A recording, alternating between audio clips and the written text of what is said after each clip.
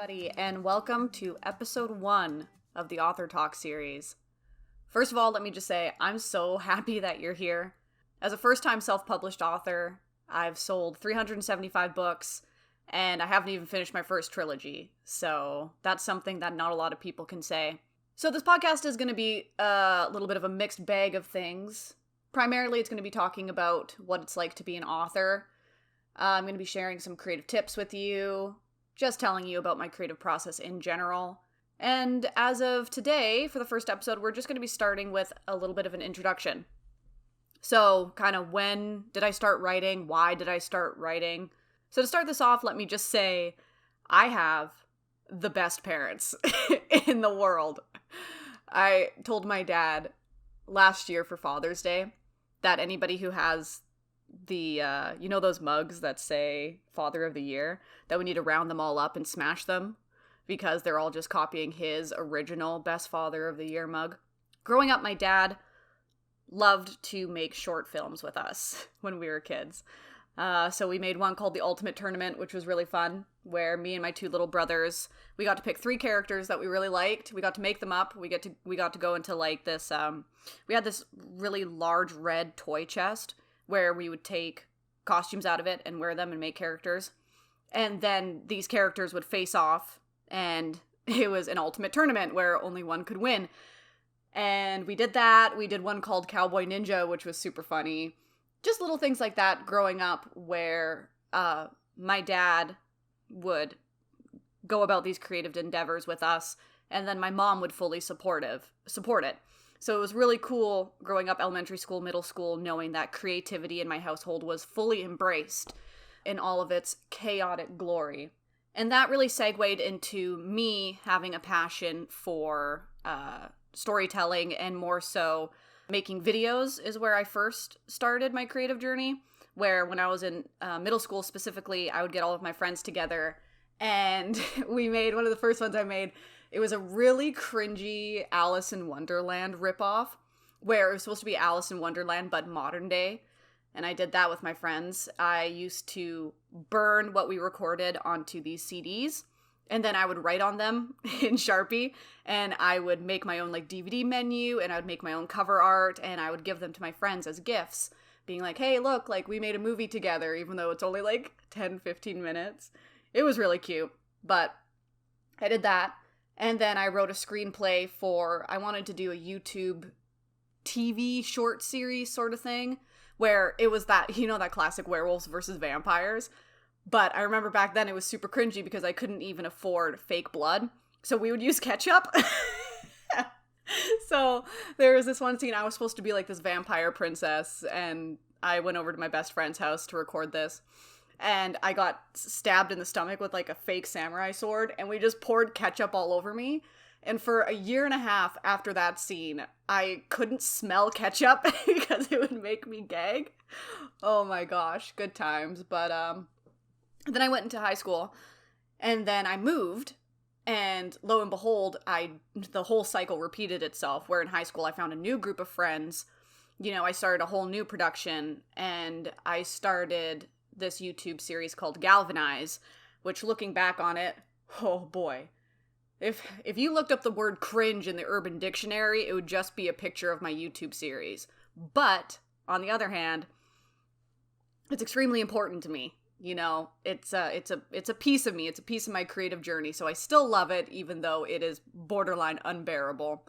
But we had lots of fun making it. And then the script for Galvanize ended up turning into my first short film movie, which I produced, and then my brother AJ directed it.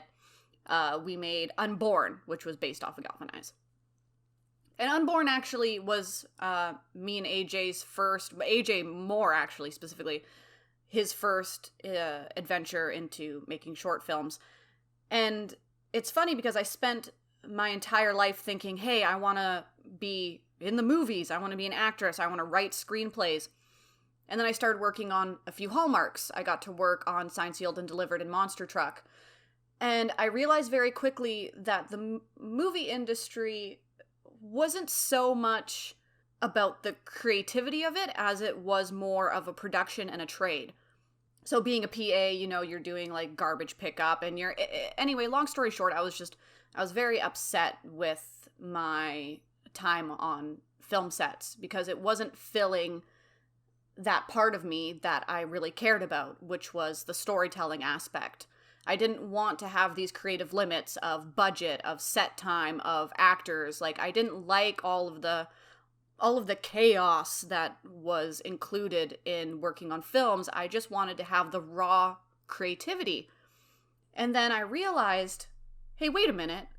Why don't I just write all of my creativeness down? Why don't I just write a book, And that is where Hypernova comes in. So Hypernova, the series, original concept of it came from a dream that I had. And the Hypernova series, before it was the Hypernova series, was actually called Hiraeth, because that's one of my favorite words. Hiraeth means a longing for a home that you can't return to. So it's more so an emotion that you feel when you feel loneliness or this aching that you want to return to something, but you have no idea what it is. So originally the Hypernova series was called Hiraeth. It was about two sisters who were intergalactic police officers. So in my dream, I was one of these said police officers, and we ended up, like destroying a corrupt system or something like that. But just the very bare bones of that dream concept of two siblings fighting crime in space was where the idea for Hypernova came from. And I decided to change it to two brothers instead of two sisters. I don't know why. I don't think that gender really matters in a book. I don't think that gender should dictate personalities of your characters or the way that they act. It's just a gender. So they're two brothers, Finn and Ron Bates. And in the Hypernova series, in book 1, Mystery of Planet Creyenia, when Finn was 12 years old, his elder sibling, Ron, was abducted by aliens. And then he returns 5 years later. Finn is like, hey bro, what's up? No. Ron comes back and he's like, hey man, plot twist. I'm actually a part of the Citadel, which is an intergalactic federation that basically protects known universes and planets that are intelligent enough or civilized enough to join in, the known universes. And Earth is considered an infant planet, which means we're still not technologically advanced enough to join them. So Ron is what's called an infant planet prospect. So Ron and Finn, their goal throughout the series is to prove that Earth can become a known planet and can ascend into this next level of joining in with the rest of the universes, because we're just babies. So I think that covers the when and the what. It started out when I was a kid. I grew up with a lot of creativity, and I went on to go from writing films and being passionate about films to writing my own books, which has gone splentastically well. So good for me. So I guess we'll move on to the why. Why do I write? Why do I think it's so important to be creative? For many other people, creativity is an escape. Because let's all be honest, life kind of sucks. It's not fun, especially when you become an adult. You realize that you have all of these extra responsibilities. You are forced to kind of fit into the social norm. This Monday to Friday grind, this, you need to make sure that your house is always looking nice. These are the social norms that I feel. You feel like you have to keep up with just the entire world around you. We feel so much pressure to be adults, if that makes any sense. And the beauty about creativity in general is that it gives you a place to forget about all of the pressure and the stress that you feel in the outside world, which is why I gravitate towards young adult novels. I don't particularly like reading adult fiction and nonfiction, and the reason why is because it stresses me out. I already have enough adult stuff to deal with in my day-to-day life. I don't want to be reading about depressed adults. I want to read about the days when things almost were simpler. And I feel like in young adult literature, we also get the chance to explore more unique characters. Because in adult fiction, I personally find that a lot of the character fallbacks are oh, I had an alcoholic father, or, oh, I was sexually abused, or I can't make ends meet, and that stuff just makes me sad. I don't want to be sad, and when you're reading YA, you have to find more unique pathways to create conflict. And I find that well-written YA is so difficult to find nowadays, which is why I'm so passionate about it. When I was growing up, I read Warrior Cats. I loved the Warrior Cat series. It was my favorite. I read the Percy Jackson series. I read Hunger Games. Those are the novels that I grew up with. Harry Potter, obviously. When I'm talking to teenagers nowadays, and just people nowadays in general, when I mention YA, they still mention those staple books. They're still talking about Warrior Cats and Harry Potter, and there's nothing new. There is no new young adult novels that are coming out that have that same sort of impact. And the reason why is because I think that us as authors, the writing community, we're old. We're not changing and adapting for a younger audience, which is why younger people don't read or write as much nowadays. We need to understand as a writing community that the art of reading and writing is going to die out if we don't take the time to accept and nurture the upcoming generations and write things for them that are well written and take the time to understand them, but also not treat them like children. And that's why I'm so passionate about writing YA literature, is because I feel like it's a dying art. It makes me really sad to hear that a lot of young people aren't reading nowadays, because reading gives you a limitless escape. What you write on the paper comes true. The words become a vision. They are in that person's mind.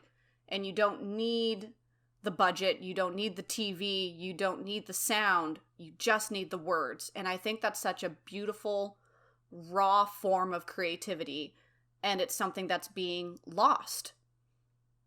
So when I tell people that I write YA literature, I have some of them, they're kind of shocked, because they're like, oh, but you're an adult, so why don't you write adult literature? And I always tell them, because there's enough of it. So I guess the last question that I have here on my little outline in front of me is how? How do I write? And I just do it. I do it every day. You get to a point where you write so often where you don't even think about it. It just becomes second nature. It's as normal as breathing. I wake up in the morning, I make my cup of coffee, I sit my butt down at this computer, and I just click, click, click, clack. And even if the words are garbage and I can process that they're garbage, you write those words down anyway. And you have to it's like you got to go into it with the same type of determination as you would for a fist fight. That's what I tell myself. I'm like, no, I'm going to be a badass. I'm going to write today, even if I don't want to. Even if all I want to do is just lay down in bed and curl up into a ball. Because you're not going to write if you're not coming at it with that sort of mentality. If you're truly passionate about becoming a writer, you start to think of it every single moment of your waking life. It's always in the back of your head. It becomes subconscious. It becomes instinct. So that is how I write, is I've been thinking about my creativity and I've been nurturing my creativity for so long that it's become second nature for me. And the thing is, with a lot of people, they haven't had their entire lifetime to nurture their creativity. Because like I said, my parents were always very creative sorts in general. They always pushed me to continue on with my strange creative randomness. So I've been doing this my whole life. But for you, if you out there listening are an author, you're a writer, or even if you like to read, start writing very small bits and pieces every single day. Even if it's just one sentence, even if it's only like a few words. You don't gotta be sitting down for hours on end making your brain melt out of your ears, struggling to write this masterpiece. It doesn't always have to be perfect. Nothing has to be perfect. My editor shared a quote with me a while ago that I really enjoyed. What was it? He said, "Show me a person who's never failed and I'll show you a person who's never learned. Or something like that. Basically, just saying that if you never fail, you are never going to succeed because there's no such thing as being perfect. So please write those words down. Get that sentence out. Don't worry about the editing because you can't edit what's not on paper. Don't give yourself excuses. Be hardcore. Go into a fist fight. Please don't fist fight people. It's a metaphor. I'm joking. So I feel like that covers everything that I wanted to talk about in this episode. You know, I talked about the when did I start writing, where I started writing, which is my whole life, how I started writing, how I write, and why I write. And I told you about the bare bones of what the Hypernova series is about, and what's really cool is in the next episode, we're going to delve more into our main characters. My boys, Ron Bates and Finn Bates. Love them very much, with all of my heart. They're like my sons. So, thank you so much for listening to this first episode. I'm definitely getting more comfortable behind the microphone, starting to vibe out a little bit. So, this is going to be fun, and I really hope that you guys include me in this journey of yours, which is life. So, love you guys so much. Please, please, please check out my book, The Hypernova Series, Mystery of Planet Creyenia, on Amazon, or just type up my name. If you're listening to this on YouTube, links are all down below. If you're on Spotify, come on, go out of your way. Look me up. You can do it. I believe in you. Love you lots. Peace out.